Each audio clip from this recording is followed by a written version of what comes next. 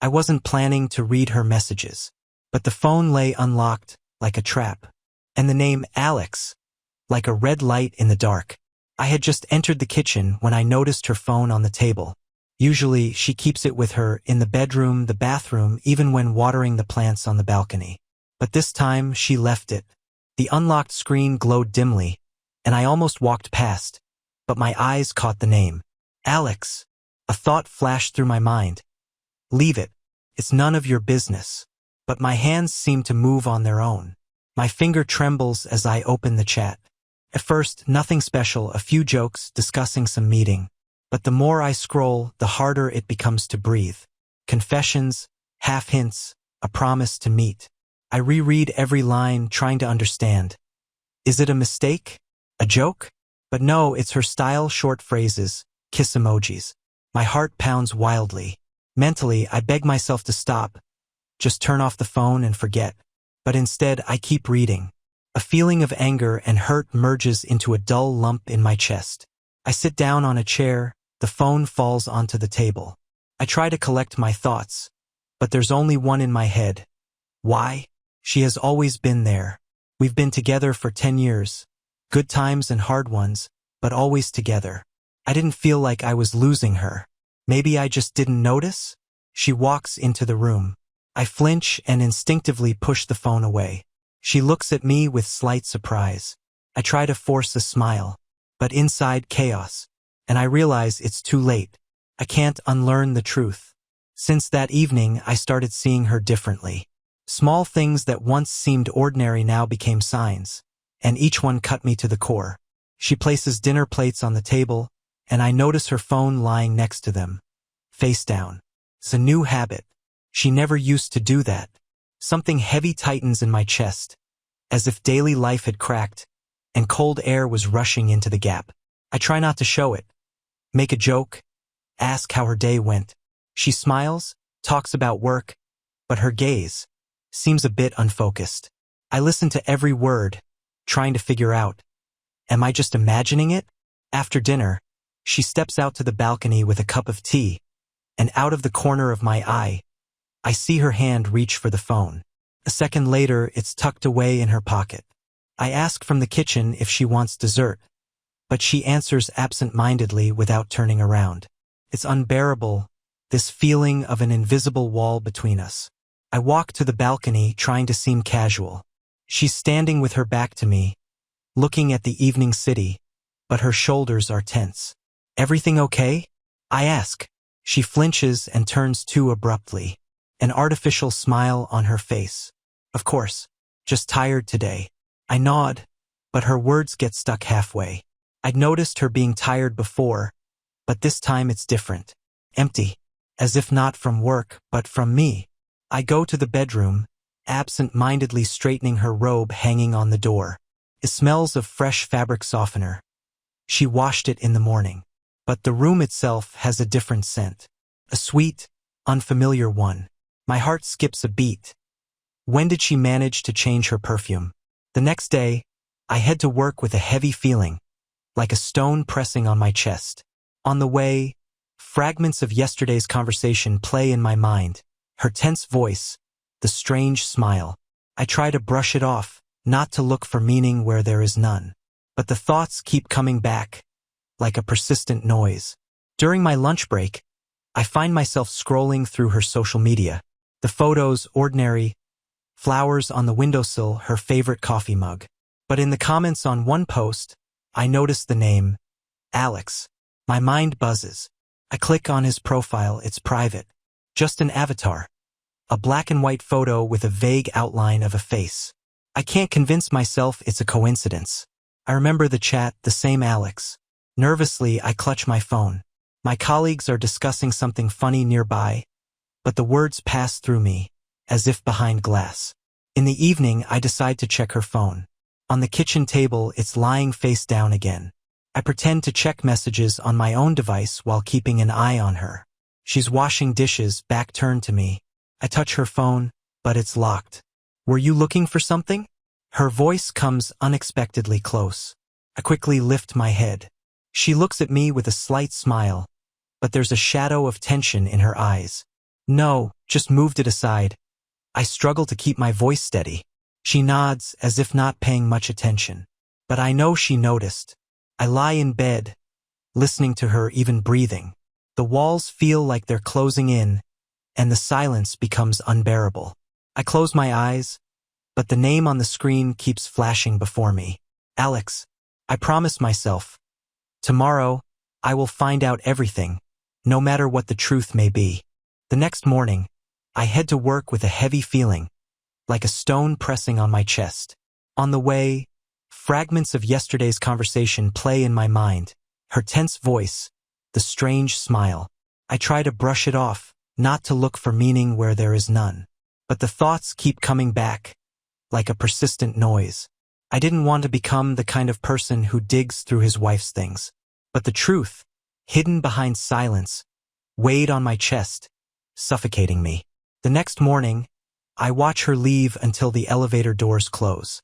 As soon as they do, I return to the bedroom. The cold sheets remind me of the night's silence. I look around, the closet, her nightstand, the drawer with her clothes. My heart races. I open her bag carefully, trying to remember the order of things. A scarf, wallet, keys. Everything as usual, but in the side pocket I find a small piece of paper, a receipt from a cafe on the other side of town. The date, yesterday evening. I clutch the paper tighter, as if it might reveal more. Why the cafe? She mentioned work. A noise outside makes me turn sharply, but it's just emptiness. I feel like someone's watching me. I realize I'm losing my mind, but the receipt stays in my hand, an undeniable piece of evidence that won't let me rest. At work, I can't focus. Thoughts revolve around that receipt. I try to come up with an explanation. Maybe she stopped by after work? But why lie? I text her, "How's your day? Everything okay?" The reply comes quickly, "Yes, all good. Busy as always." I stare at the screen, hoping to catch a lie through the text. But the words, so ordinary, so right. My head buzzes. Busy at work, and a receipt from a cafe. The lie spreads like a stain on a white shirt. In the evening, she's late again. I gather my courage and call. Her voice sounds tired, just like yesterday. I ask, "Are you really at work?" A short pause, almost imperceptible. "Yes, of course. Where else would I be?" When she finally comes home, I barely hold back my questions. I look at her, forcing a smile. She walks by, kissing me on the cheek. There's no hint of guilt in her eyes. And I realize this is not fatigue. This is the first lie. My thoughts swarm like crows, circling around one point. Her words don't match reality. The more I try to make sense of it, the deeper I drown in my own speculations. She's sitting on the couch with her laptop on her lap, nodding to the quiet music. I'm sitting across from her, pretending to be engrossed in a book. But the letters blur before my eyes. My mind is elsewhere. I'm waiting. Any movement, glance, call. Everything seems like a clue. Her phone lies nearby again. This time, face up, but locked. I try to catch the moment she looks at it. A fleeting glance, fingers brushing the screen. But nothing. She acts as if the phone is just an object of no significance. "Are you looking for something?" Her voice breaks my thoughts. "No."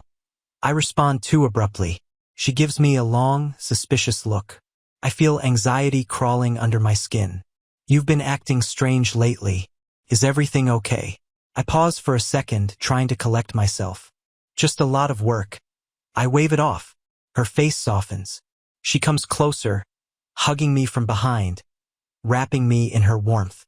I close my eyes, trying to go back to the time when her embraces didn't feel fake. But the cold between us doesn't fade.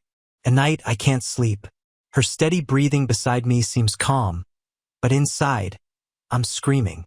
I go over every detail in my head, the new dress, the perfume scent, the cafe receipt. I replay her words. At work, tired, busy. Everything sounds believable, but it sticks together into a bitter lump of lies. At some point, a thought crosses my mind. What if I'm wrong? What if my suspicions are just the product of a paranoid imagination? My heart stops for a moment. If I'm wrong, I'm the one destroying everything. But if I'm right, I'll never be able to get her back. I'm tired of guessing. Enough with assumptions and doubts. If there's a truth, I need to see it. Today, everything will become clear. I wake up with a heavy feeling in my chest. Next to me, an empty space, the blanket crumpled. I hear water running in the bathroom. She's already up. I lie there, staring at the ceiling, repeating to myself, enough. I won't wait and wonder anymore. Today, she has a meeting with Alex. During breakfast, I try to act natural. She talks about her plans for the day, about a report due at work. I nod but don't really hear her. I just see how her hands nervously adjust her hair, how she carefully buttons her shirt. After she leaves, I go to the window and wait until she turns the corner. Then I quickly grab my jacket and rush outside. The car is parked in the lot. I decide to follow on foot, less chance of being noticed. She walks to a bus stop and hails a taxi. I catch the next one, telling the driver, follow that car. The ride feels endless. My heart beats so loudly that I think the driver can hear it. Finally, the taxi stops near a small cafe on the other side of the city. I pay and hide around the corner. She enters, looking around. I peek cautiously. The light from the window falls on her face, tense, as if waiting for someone. Time drags on painfully. No one approaches her table. She orders a coffee and stares out the window, clutching her phone. I see her hands shaking even from here. 15 minutes pass. I decide to walk in, pretending to have arrived by chance. But first, I sneak another glance through the window. She checks her phone, typing a message. Her lips move, whispering words as if afraid they'll go unheard. I step inside, trying not to betray my nerves. She flinches when she sees me, panic on her face. What are you doing here? She breathes out. I could ask you the same. She stays silent, unsure of what to say. I look into her eyes and feel everything inside me crumbling. I see how her gaze drops, as if searching for salvation in the empty table. The silence between us is deafening, but I don't move, waiting for an explanation. We stand near the cafe entrance. My hands grow cold from anger and disappointment. She tries to smile, but it's awkward, the corners of her mouth trembling. What are you doing here? I repeat, holding back my voice. She sighs, looking down at the table. You followed me? Yes, I admit. You've been lying to me for days.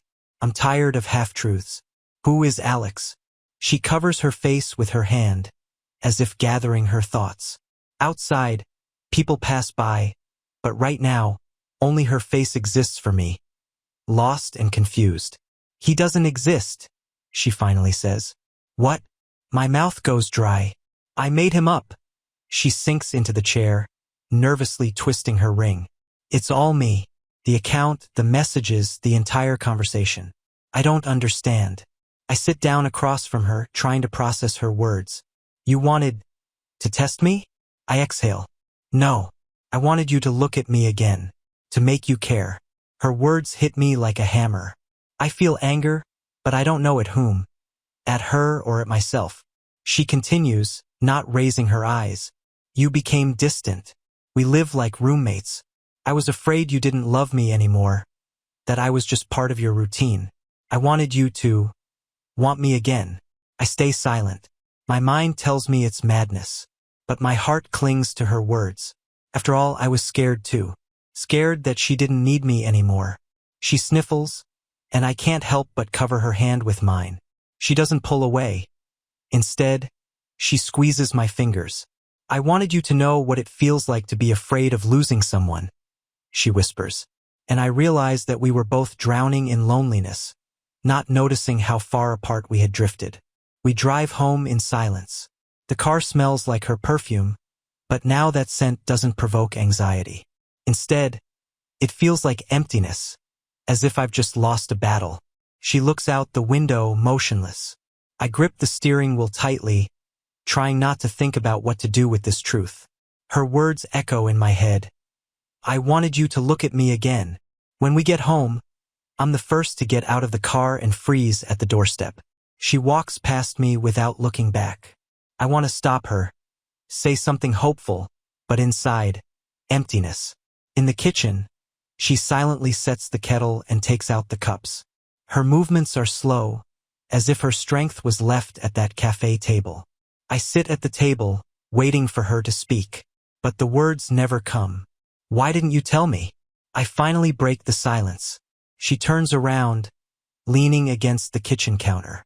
Her gaze is tired, as if we're talking after a long separation. I was scared. If I confessed, you'd retreat again. But like this? She pauses, biting her lip. I wanted to spark jealousy in you. I wanted to feel that you could still lose me.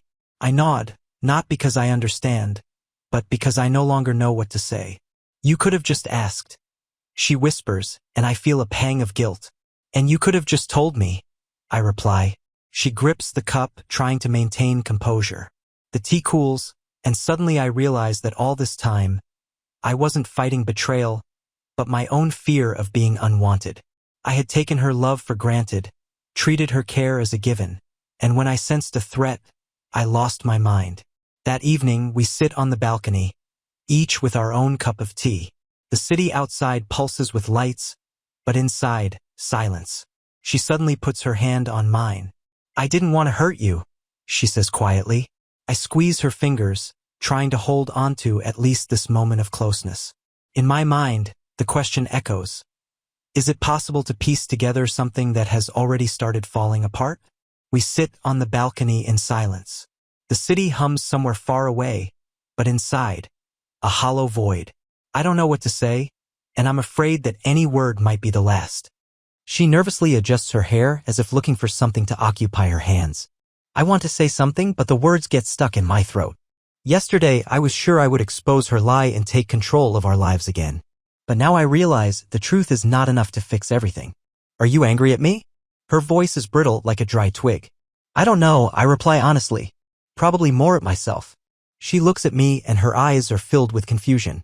I catch myself realizing that I haven't looked into them like this for a long time. When did we stop seeing each other? I'm guilty too, she whispers. I was sure you were just tired of me. That you didn't want to be around anymore. I remain silent because, deep down, I understand her fear is a reflection of my own. I was the one who distanced myself first. You know, she looks down at her hands. I didn't mean to hurt you. I just wanted to feel that I could still touch your heart. I squeeze her fingers, trying to pour into that gesture everything I haven't said for years. We got lost, I say softly. And I don't know how to find our way back.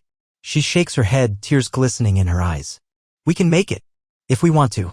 But I'm afraid you just got used to me. Like old furniture. I lower my head. Yes, there's truth in her words. I got used to her being there, to her love as a familiar background. Only when the background started fading did I feel fear. I don't want to lose you, I say, looking into the darkness of the night. But I'm afraid I already have. She moves back a little as if searching for hope in my words. If we keep silent, we will definitely destroy everything, she says. I'm willing to fight. Are you? I look at her face, tired but still familiar. I feel a strange warmth rising in my chest. Maybe the fear of being unwanted pushed me to despair. But now I'm ready to take a step back. Let's try again, I whisper. Honestly, without games. She nods, wiping her tears. And in that moment, I understand if we are going to fight for the two of us, it must be together.